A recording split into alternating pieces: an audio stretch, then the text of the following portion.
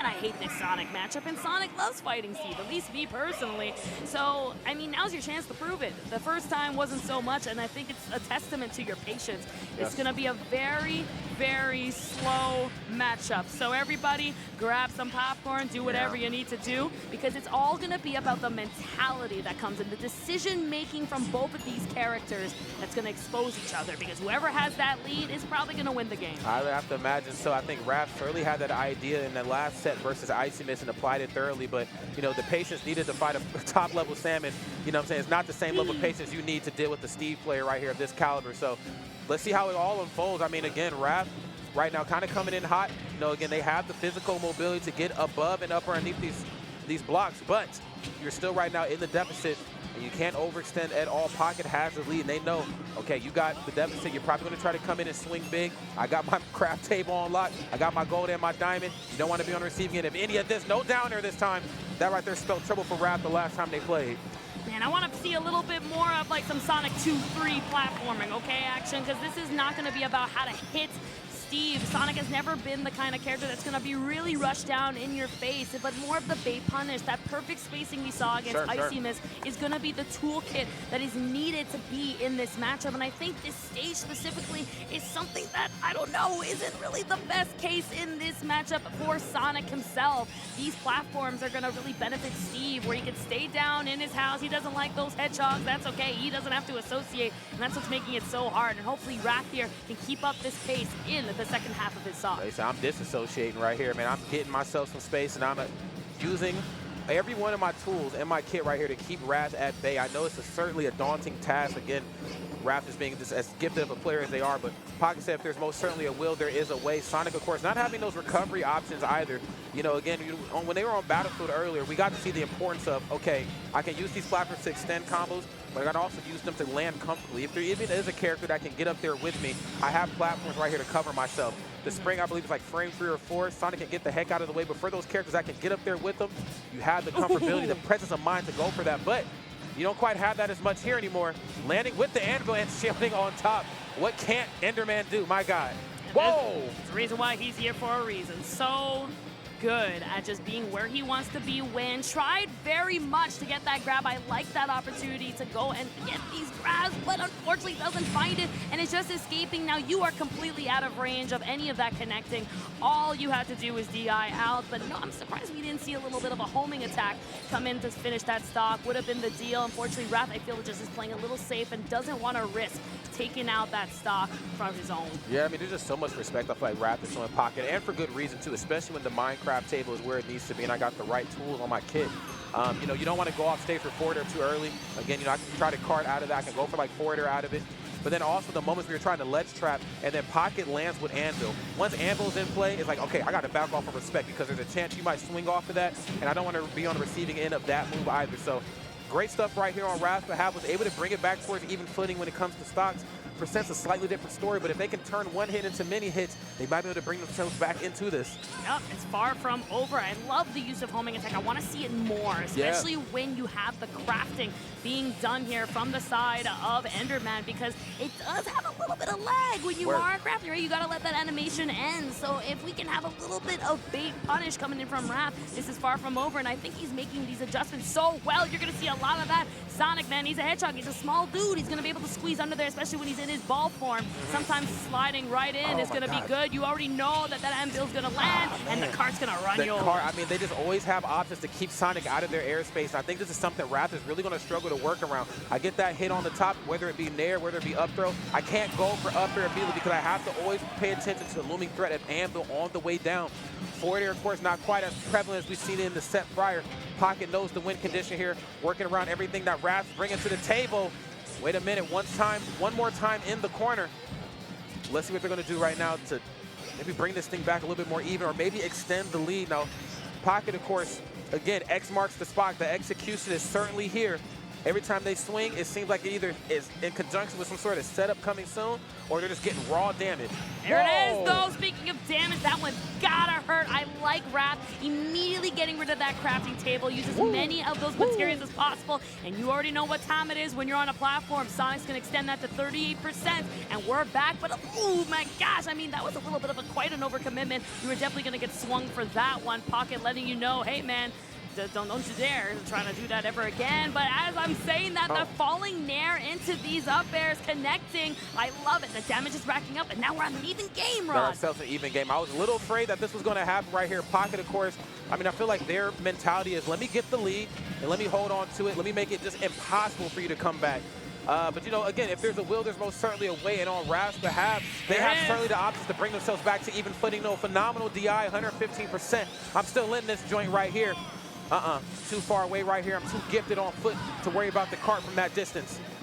Okay. I really like that he's making his own little home. Yep, I was like, you're going to run right in. That was a perfect open armed sesame right there. That bread looking so good, okay? The target, the lunch was served, and the window is open and cracked and ready for Raph to contest using the iframes of the spin dash that I've been wanting to see to get through that cart. Unfortunately, though, it just runs back to the others. How many houses do you have? I mean, this might be a realtor right here if I've ever seen one myself. I got many houses, okay? Yeah, go ahead and pick you. Oh, my goodness, but dropping the anvil from above. Again, not quite getting the opportunity they're looking for.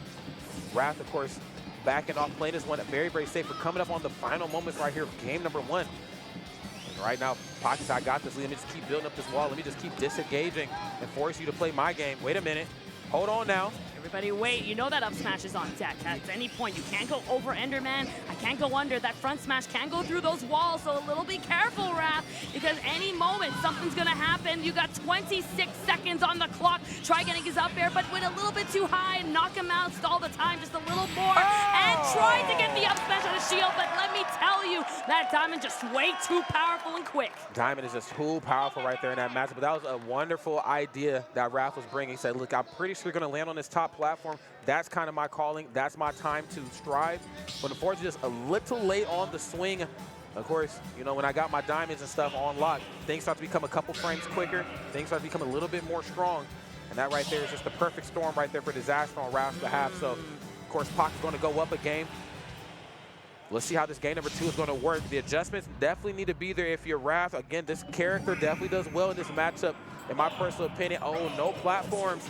Wonder what the idea behind this was. I don't know what it was, but I know what I'm looking at here. There's a lot of damage early on, not even 10 seconds in, already taking 45%. I like that your tone kind of described my exact reaction to seeing Final Destination. We're going to see a lot more iron here built up very quickly. I don't really know how Sonic is supposed to land on Final Destination. We're seeing it already, using the maneuvering options from Spin Dash. Tried landing it with the up air on the safe zone, but that parry not even going to make it matter. But that iframe going through the carts, making in some up air damage and stopping Enderman from even having a moment to make his wall. I like the idea of the homing attack. Do not let him start building. No, don't even do it. If you can apply that pressure, or at least use your movement options to, you know, apply a little bit of a threat, definitely keep locking in on that regard. But Raph, of course, here has a different game plan at hand. That's maybe get Pocket off stage. I mean, they've shown a lot of success with that versus Icy Mist.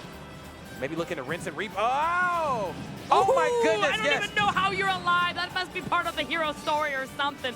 But you are okay and you are living. Now, I love that. The down there to mix it up, not put yourself in disadvantage. Iframes, so once again coming into play to get through that cart. That's like the third-party air dodge, just, you know, privilege right there that him and Snake both have. They say we was original third party. We wasn't DLC, okay? You had to fight to get us. And we got that good air dodge right there for the coverage. Whoa, early on the up smash, though. Pocket understanding Raph does a lot of jumping in, and for good reason, of course. Some of those arrows pretty darn safe on shield and very hard to read. A little early on the swing, taking a quick 40%. Raph has the lead. We know the vibes.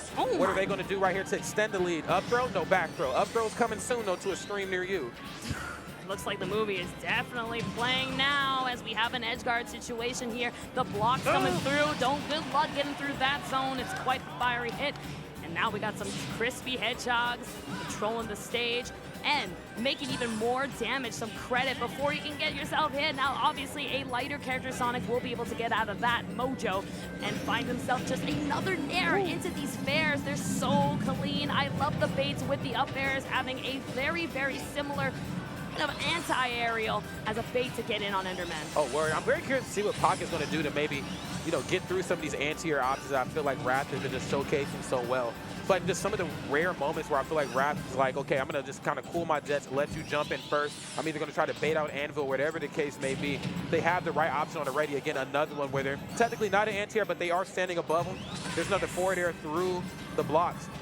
Pocket right now bleeding out a little bit, looking to disengage a bit more, but again, does have Diamond on deck. Uh-oh, well, Oh, you had Diamond, Whoa. but there you go, knocking it out. I need a new shovel, so I need you to just kind of leave the stage, please. Thank you so much. All right, got it back, and now we're back in business indeed. About to suit and tie this thing here. Okay, another homing attack. And again, Wrath giving us some of that less is more sort of play style. The offstage gameplay not quite working is what we've seen in some of the sets prior, but very smart to go for like a down tilt into something or a nair into something, just making sure you get that good initial hit to make sure that you can get that guaranteed damage, because overextending versus Pocket is not the gameplay that you certainly need to play. Now, I feel like Wrath is quite forgetting the disjoint that is on these up airs, right? Yeah, Every time he tries to land on Enderman, he's getting hit every single time, and he's like, why aren't these nairs connecting? Well, my man, it's because there's no hitbox there. So That's gotta right. kind of contest and be careful. Take a little bit of an option out of your own book, because you are not landing on this character. You gotta find yourself a way to be comfortable and then rebuttal afterwards, just like the use of these homing attacks. Oh, yeah.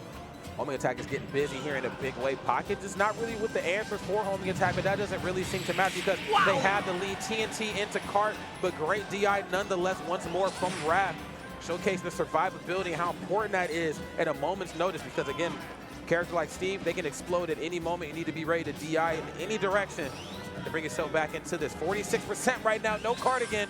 Uh-oh.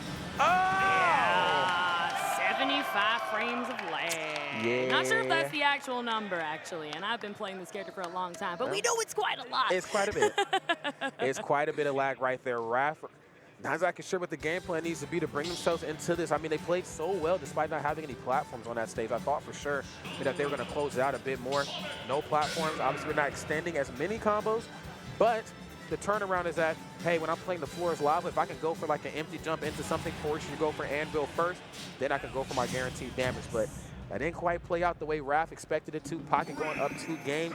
One more game, and Pocket's going to punch that ticket back to Grand Finals again. Maybe not on the side of bracket that they were looking to be on, but Grand Finals nonetheless. Yes, and doing a fantastic showing as to why he belongs there. I mean, up 2-0, and he's looking comfortable. These ladders continuing to rise up to the heavens and bringing him into his final match. But Wrath might have something to say about that, as he does have that 8% lead, and in a matchup like this, it does make a big deal. It does. Any piece of lead, any bit of lead is definitely a lead that you need to take and try to milk for everything that is worth. What an air dodge. That's such a Smash 4 moment. Right. The way that my man just flew up to the air, and you will see that a lot, the way that Sonic can use the walls of the bricks and blocks to kind of maneuver a way around it, gives him a little bit of a momentum boost. And we'll have this weird animation, but sometimes it does work against them, as we saw there. Oh, yeah. Now, speaking of weird animations, man, just putting the blocks at the ledge and forcing Sonic to have to readjust their recovery, if there even is such a thing. Usually, Sonic can come back to the ledge pretty uncontested due to how quick Spring is and the distance, the trajectory of that move, and how much distance they can cover back to the ledge. But putting those blocks there definitely throws a wrench in the recovery plan. Whoa! Okay, nothing off the down air. Oh my God! TNT, my God! How much tools you got? Now you got a spring too. Now we can talk about the ban, okay? Yes, you we got can. yourself a spring too. That's even more of a problem. And Wrath definitely not liking that he was able to use his own tool against them. Still alive though, 150%. A lot of rage on Sonic, and that's where he can be quite threatening. Like that there from Wrath, trying to check that temperature with that jab of theirs, but even with the delay, Pocket, of course, is one step ahead of the competition. I guess in this case, one jump ahead right here. No Aladdin. Great stuff. Getting them up off of that block and one stock closer to closing this set out. Whoa! Wait a minute. What you doing above Sonic the Hedgehog, though? That ain't where you're supposed to be. Not at all, and it looks like he doesn't even matter at this point. He's feeling so comfortable, but don't get too comfortable. Sonic can run away with something very, very quickly. Yes! Good luck teching that, because you are straight out. That fist is quite large. Gonna knock you out of that blast zone. We're now at a 2-2. moment here. A little bit of an advantage on the side of Pocket, the damage racking up to 70, but still knocking on these doors and hopefully still alive. But great DI, Wrath staying alive and getting to that corner. And I think that's kind of the dichotomy, that's the duality right here. Both of these two players, you know, Wrath is certainly knocking on doors, looking for something on the other side, where Pocket said, I'm not knocking on any open doors anymore. If it's open, I'm coming through for the damage. And I think Pocket's doing a really good job right now of disengaging when they're supposed to and crafting that table up. Now it's time to fight, because I can F smash through these blocks and I can get busy at the ledge. There's your forward throw. I'm going to build a block up. Oh, homing attack though. Sonic's got a lot of options off stage. Once again, if you're not shielding, you already know that homing attack is going to expose you. I like the threat that Wrath is making here, because trying to get over these blocks and trying to bait an actual commitment coming in on from Pocket like these up smashes, but not finding it. The nose, though, does smell out some attacks. And finding here, I like the spacing. Wrath playing a lot more like that Icy Mist set we saw earlier. Oh, 100%. Yeah, definitely got to tap into some of that ideology, you know, and what I really mean by that is just the patience. You know, you have to have patience right here versus Pocket, and especially versus the characters that they play. Patience, of course, is certainly a virtue here. Oh yes, gosh! Good things come to those who wait. I knew you were going to show your hand. An up smash, marking the spot. That was one of those up smash misses that they definitely wanted to make sure that they were able to capture and not rinse and repeat from what we've seen in that last game. Up throw, though, there it is. Final stock right here on both of these two talented individuals. I love that Sonic showcasing why he's dang fast, using that spin dash to get right through from the burst option of that fully charged spin dash and getting some damage too. I like the defense play, looking a lot cleaner. Getting rid of that crafting table, not going to call it on the side of Pocket. I mean, he wants to hold on to as much material as possible for this last stock to get himself that diamond, cooked it up, and now, though, not going to get a damage because you have Sonic that is unfortunately not going to make his way through. You're just not fast enough. No platforms to land is Wrath, and unfortunately took a lot of damage getting back onto center stage. There's the block, no homing attack right there to try to maneuver around. I actually like to just go for the jump here this time. No cart. I'm a little too fast for that homing. Homing attack creating himself some distance, but who's gonna reach out and grab that victory right now? You can see again, I'm disengaging, getting my table together. We're not seeing it that all. Whoa, wait a minute, another one, don't jump. All right, no panicking coming in from Wrath. Good stuff, staying calm, leaving the moment and saying, all right, I understand, it's not my house. I'll come back another time. I love that angle, just completely using the spin dash jump to kind of carry his way and grab Enderman outside of that minecart. And now a little bit of an aggressive moment coming in from Enderman. And look at how much can you avoid? No! You just wait, the stall, the back air, he's alive. Oh, I beg your pardon? Wrath right there with the phenomenal situational awareness when I thought, I mean, again, Anvil catching the upbeat, no hitbox on recovery. Then, of course, setting the blocks up at the ledge to try to come out with the dash attack of some sort. Still not enough to get the job done. Matt starting to trail on, but for how much longer can this really go? 2 games on Pocket's behalf. We're not seeing the offstage presence that we've seen in some of those earlier sets right here from Wrath, and for smart reasons here. Definitely don't want to be on the receiving end of like a nair or possibly a forward air right here. When I had gold on lock. Yeah, what reaction time is definitely there too. Oh, how much you don't got much left, man. Okay, those materials are running just a little bit low, and this might just be maybe the plan that he wanted, but you might not get that up smash up in time again. Sonic's move starts so slow, and that's why Enderman just might be faster than Sonic in this case, running away with that set. We'll take it. Cart right there, getting it done again. It leans into those explosive options that I feel like we forget that the Minecraft characters have. We get so caught up in the crafting and the swinging big or the out-swinging you because now things are a couple frames faster. But when I have the gold, when I have that diamond, you still have to watch out for Cart. It can be used as a mix-up as a command grab, but I think in a last hit situation,